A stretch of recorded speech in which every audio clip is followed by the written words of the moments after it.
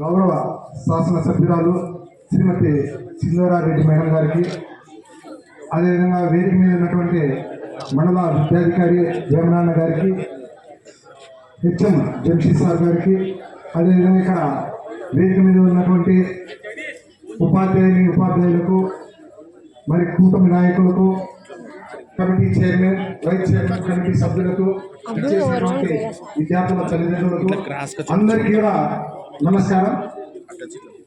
విద్యార్థులకు ఆశిస్తుంది.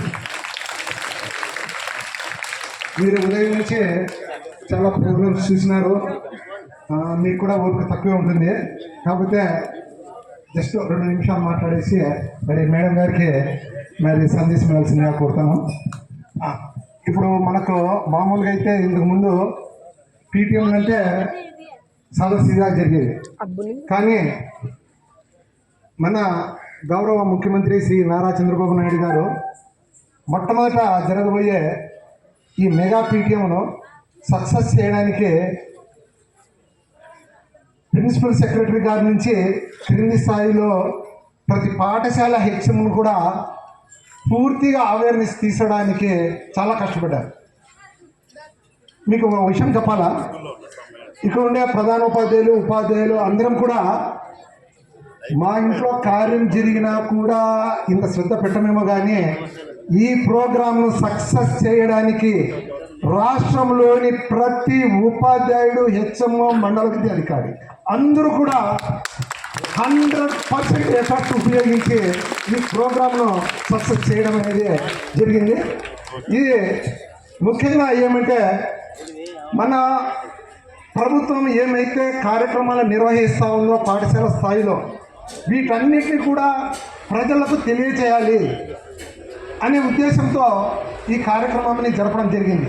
ఇది కేవలము ఒక ప్రారంభం మాత్రమే. రాబోయే రోజుల్లో ఇటువంటి కార్యక్రమాలు ఇంకా చాలా ఎక్కువ జరిగే అవకాశం ఉంది. ఇంకొక విషయం ఏమంటే, ఒక కార్యక్రమం నిర్వహించాలి అంటే మా టీచర్లు కానీ, ప్రధానోపాధ్యాయులు కానీ కొంచెం ఆలోచించేవాళ్ళు. ఎందుకంటే ఇది చాలా ఖర్చుతో కూడుకున్న వ్యవహారం.